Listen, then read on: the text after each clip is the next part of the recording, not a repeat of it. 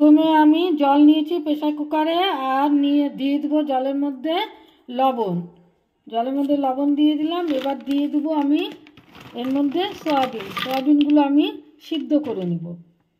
বন্ধুরা, এখানে পেঁয়াজ আর রসুন আর আদা এই তিনটা আছে, তো এই তিনটাকে আমি এখন মশলাটা করে নিব। জারের মধ্যে দিয়ে দিলাম। আর কাঁচা লঙ্কা কিন্তু বন্ধুরা আমি দিলাম না, এর জন্যই আমি শুকনো লঙ্কার গুঁড়ো দিয়ে যেহেতু বানাবো, এর জন্য আমি কাঁচা লঙ্কাটা দিলাম না। তো আমি এখন মশলাটা বানিয়ে নিই। বন্ধুরা, এই যে আমি ভাতটা বসিয়ে দিয়েছি, ভাতটা আমার হয়েও গেছে। এখন ভাতটা আমি নামিয়ে নিব। আর এদিকে বন্ধুরা আমি সোয়াবিনটা যে সিদ্ধ করেছি প্রেসারে, সেটা আমি চিপে জলটা ছেঁকে নিয়েছি। তো এর মধ্যে আমি দিয়ে দেবো প্রথমে নারকেল কুড়ো, তারপরে কুড়িয়ে রাখা নারকেল দিয়ে দেবো। টমেটো সস দিয়ে দিলাম। সামান্য পরিমাণে আমি দিয়ে দেবো লঙ্কার গুঁড়ো।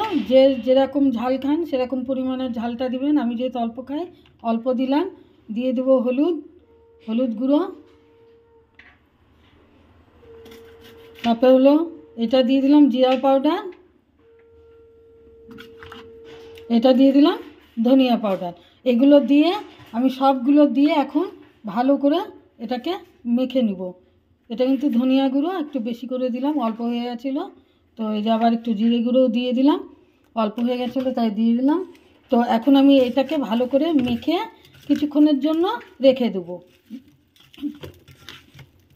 এইভাবে সুন্দর করে আমি এটাকে সম্পূর্ণটাকে মেখে নিলাম। আর যে লবণটা এখন দিয়ে আমি মাখাবো না, কারণ এখন দিয়ে যদি আমি মাখিয়ে দিই বন্ধুরা, তাহলে জল ছেড়ে দিবে। এর জন্য এখন আমি দিব না। এটাকে আমি মাখা হয়ে গেলে কিছুক্ষণের জন্য আমি এটাকে ঢেকে রেস্টে রাখবো।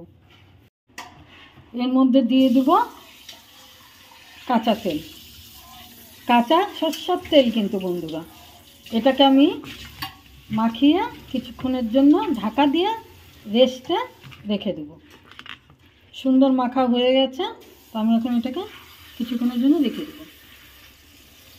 বন্ধুরা, এই যে সরষের তেল দিয়ে দিয়েছি, তো গরমও হয়ে গেছে তেলটা। এখন আমি দিয়ে দিলাম হিং, আর তার সাথে দিয়ে দেবো আমি 2টো শুকনো লঙ্কা, খুব ছিটছে। আর দিয়ে দেবো আমি সাদা জিরে, গোটা সাদা জিরে দিয়ে দিলাম।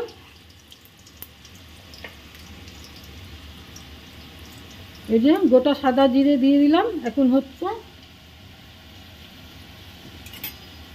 এটা একটু নেড়ে দিই।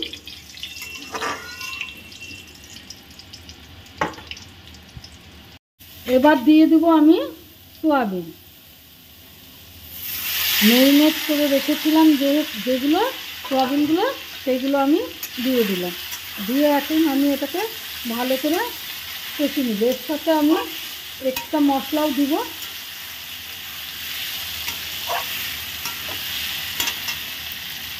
এই মশলাটা যে আমি করে রেখেছি বন্ধুরা, এই যে এটাও আমি দিয়ে দিলাম। আদা পেঁয়াজ রসুন। এবার দিয়ে দেবো আমি এর সাথে লবণ।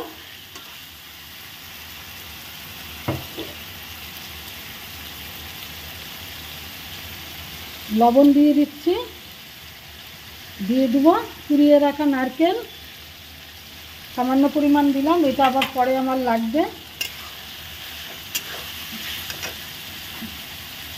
বন্ধুরা, সোয়াবিনটা খুব সুন্দর দেখুন কষানো হয়ে গেছে, মশলা টশলা দিয়ে সুন্দর কষানো হয়ে গেছে। তো এর মধ্যে আমি যেটা দেব সেটা হলো ভাত। এই যে করে রেখেছি আমি ভাত, এই ভাতটা আমি দিয়ে দেব।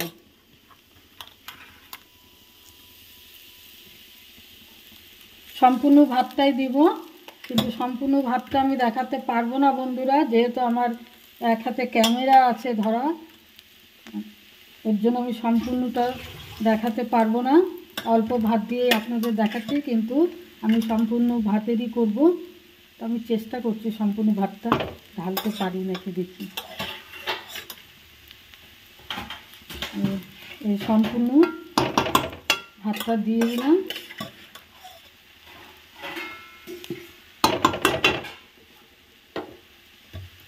যে পেরেছি সম্পূর্ণ ভাতটা ঢালতে বন্ধুরা, সম্পূর্ণ ভাতটা ঢালতে পেরেছি এক হাত দিয়ে। যাক, তারপরে এর মধ্যে দিয়ে দেবো আমি টমেটো সস। ভাতটার মধ্যে টমেটো সস দিয়ে দিলাম, আর এর মধ্যে দিয়ে দেবো আমি পরিমাণ মতো ঘি।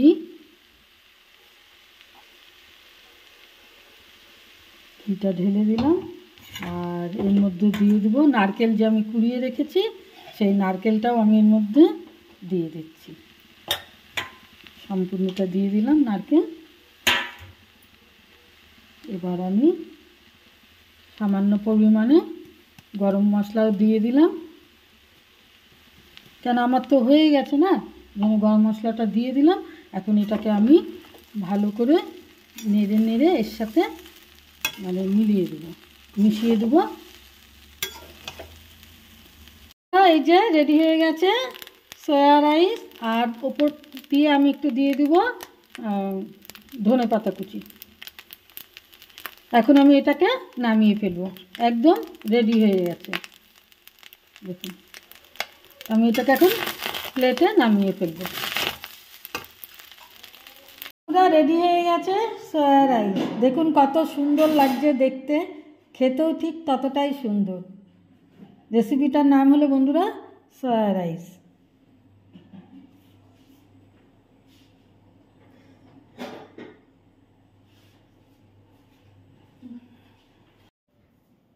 বন্ধুরা রেডি হয়ে গেছে সয়া রাইস। দেখতে যতটা সুন্দর বন্ধুরা, খেতে তার থেকে বেশি সুন্দর। তো আমি যেইভাবে রান্না করলাম সয়া রাইসটা, সেভাবে আপনারা বাড়িতে বানিয়ে খাবেন, দেখবেন খুব সুন্দর লাগে, একদম ইয়াম্মি। তো বন্ধুরা, আমার এই রেসিপিটা যদি আপনাদের ভালো লেগে থাকে, প্লিজ লাইক, শেয়ার, কমেন্ট আর সাবস্ক্রাইব করে আমার চ্যানেলটা পাশে থাকবেন। Si vas a seguir,